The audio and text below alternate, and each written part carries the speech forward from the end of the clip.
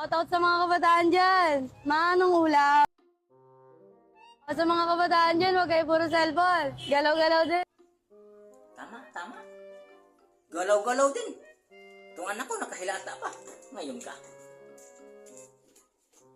Hoy, yun. Kanina ka pa nakahiga dyan, ha? Kanina ka pa nakahilata. Kanina ka pa nagsisilpon-silpon, ha? Abay, galaw-galaw din. Papa naman. Di ba kayo marunong kumatok? Grabe naman. Katukin ko yung pagmumukha mo, eh.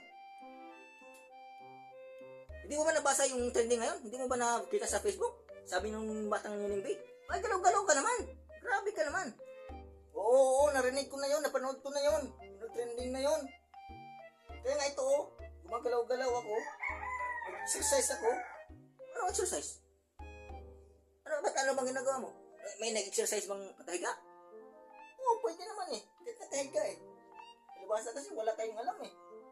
Ganun ba? Ano bang kasi exercise yan?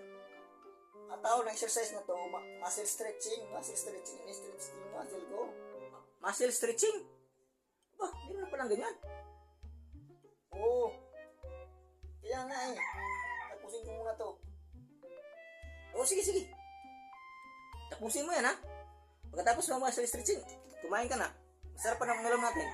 Sige.